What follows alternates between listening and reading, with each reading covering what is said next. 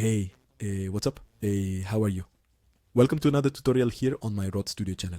In this video tutorial, we will analyze this remix I made of the song Gotta Keep On by My Chemical Brothers, although it would really be a bootleg since it's an unofficial version. The style I chose for this bootleg was between rural organic house and a bit of progressive.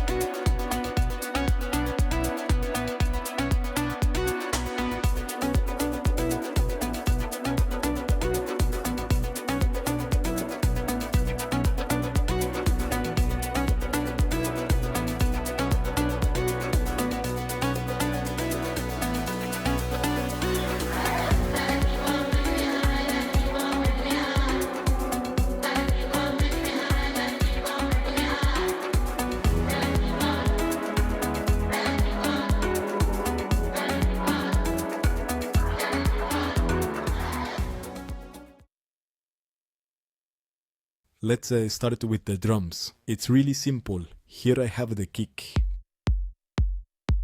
Do I have a catch-up later? The next hi-hat is an acoustic element in which I decided to pan it a little to the right. And lastly, I have this percussion. Now all together.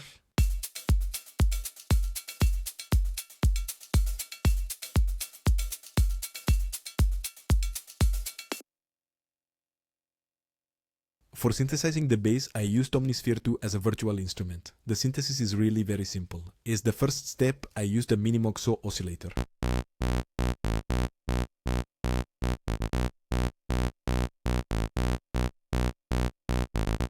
Then, I set up my filter mockup like this.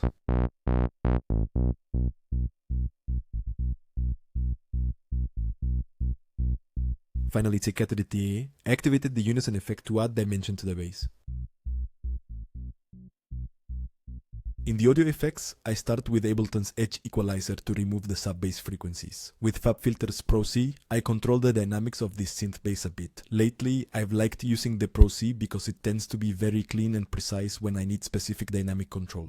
The next equalizer, Edge, just functions to automate the high-pass filter cut. If you notice, the frequency and the Q are being automated. With the utility, I automate the gain parameter. This is to smooth out the entry or the beginning of the bass in the breakdown part of my production. And finally, I have the compressor effect, whose main function is to apply the sidechain effect. There are 6 parameters being automated. The first is the gain of my utility, the second and third are the resonant and the frequency of my equalizer. Then I have the parameters of my digital synthesizer, which are the amplifier envelope, resonant, and cutoff.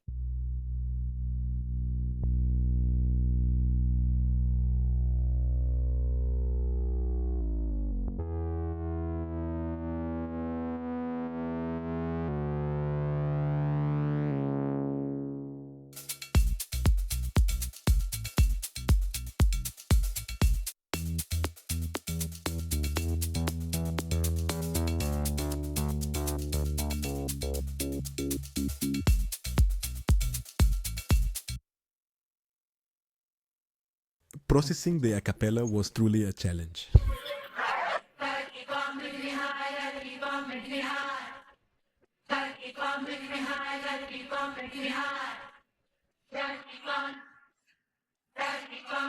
If we listen to the acapella without effects, we can notice that the audio is very damaged. My challenge was, how can I creatively adapt this voice in the mix of this production? First, I start by analyzing the tone or color of the voice. With this question, I help myself know in what position, from top to bottom, this voice is located. With the equalizer, I perform the high-pass filter and low-pass filter cuts to reinforce the position in which I want to keep the voice. With the Pro Q3, I try to suppress or reduce the resonant frequencies that become annoying. For this, I like to use the dynamic equalization that this plugin offers me. With this equalizer, I make a bell cut at this frequency. The Pro B is a multiband compressor. I focus my compression on the body of the voice. Through dynamic control, I reduce this area of the low frequencies. This way, I seek to give space to other instruments. Again, I use the dynamic equalizer function to suppress the resonant frequencies more. This next equalizer is performing 2 functions. The first is automating the low-pass filter, and additionally, I reduce a bell-type cut in the frequency area of 2.72 kHz. I add reverb with the Bear Suite plugin from Slay Digital. Again, I use the Pro Q3 with the same function as the previous Pro Q3, and I finish with the audio shimmer effect where I automate the mix parameter.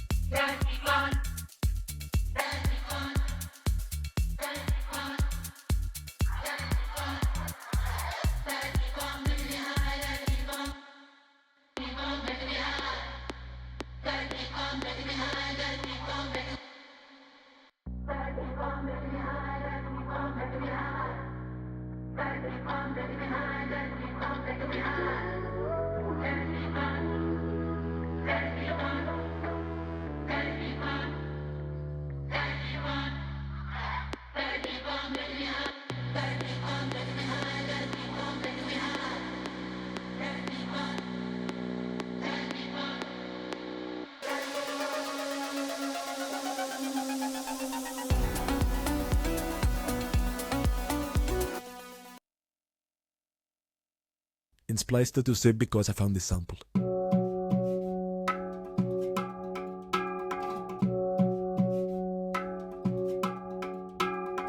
I thought it was a good idea to integrate it into the production, as it connects very well with the idea I was looking for. To adapt it to the production in creative terms, and especially to the mix, I did the following. First, I defined the tone or color I want for that instrument using the equalizer reach. I added compression with the glue compressor, where my setting is based on the position of my instrument. Let me explain. That instrument's function is to act as a detail in the production, so I placed that instrument in the background. It does not function as a main instrument, but it is not an instrument completely in the background either. When I mix, I usually imagine several layers in the mix. For me, that instrument is in the second layer or in the background. Now, since I defined the position of my instrument, my compressor settings will be at 10 on the attack, meaning a compressor with a medium reaction and a quick recovery of 0.2. If I were to assign this instrument as the main instrument or in the foreground, my settings would be completely open on the attack and a completely quick recovery. It doesn't always happen this way. Based on my experience, I have realized that there is a common pattern in my compressor settings depending on the position of the instrument. In the end, I always recommend listening to what we're playing. With the Pro Q3, I control resonant frequencies using dynamic equalization. With the utility, I reduce the stereo image of that sample. With the override, I try to change the tone or color of my instrument a bit. With the EQ, I automate the cut of the low-pass filter. And finally, we have this reverb, which is the bare suite from Slate Digital.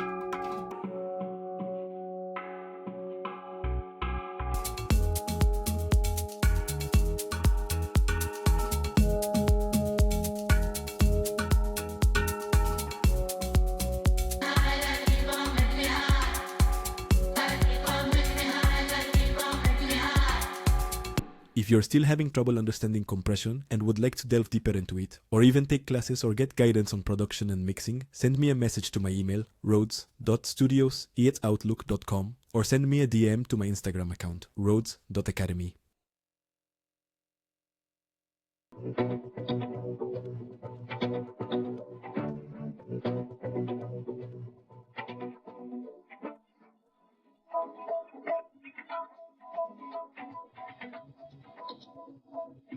This sample is supposed to be a guitar and is part of the original production. Unfortunately, extracting that instrument did not result in good sound quality. So, I take on the same questioning of the voice. How can I creatively adapt this instrument in the mix of this production? First, I start with an equalizer. Then I use the glue compressor to control the dynamics of this instrument. With the Pro Q3, I suppress or reduce the resonant frequencies that are very annoying to the ear.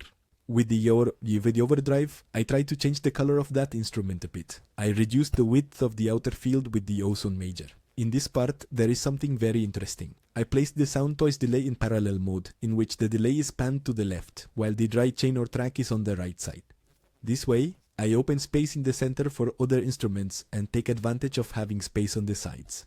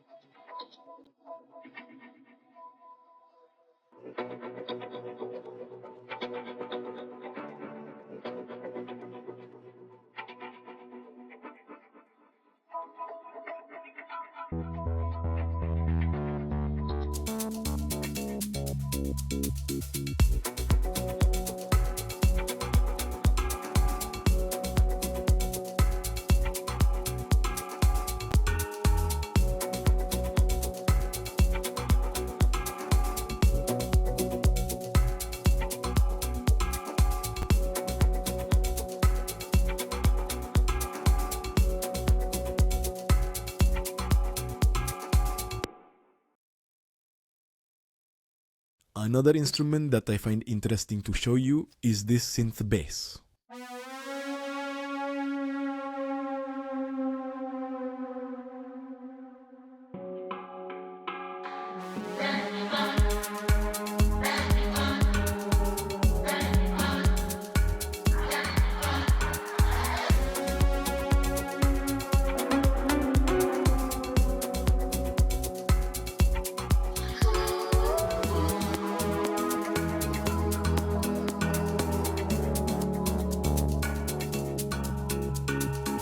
Use the UK brass strings preset.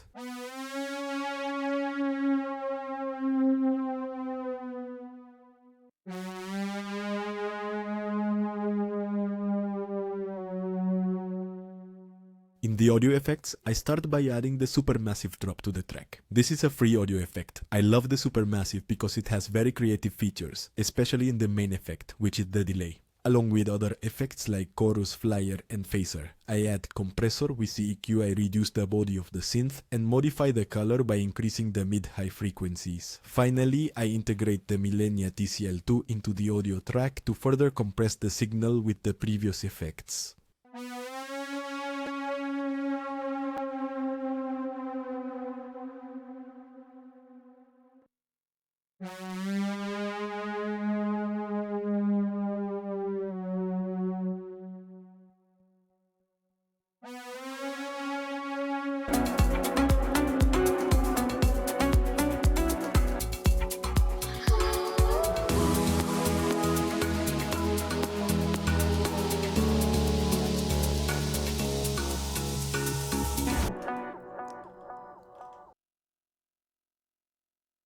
To avoid making the video too long, I will show you other instruments from this production.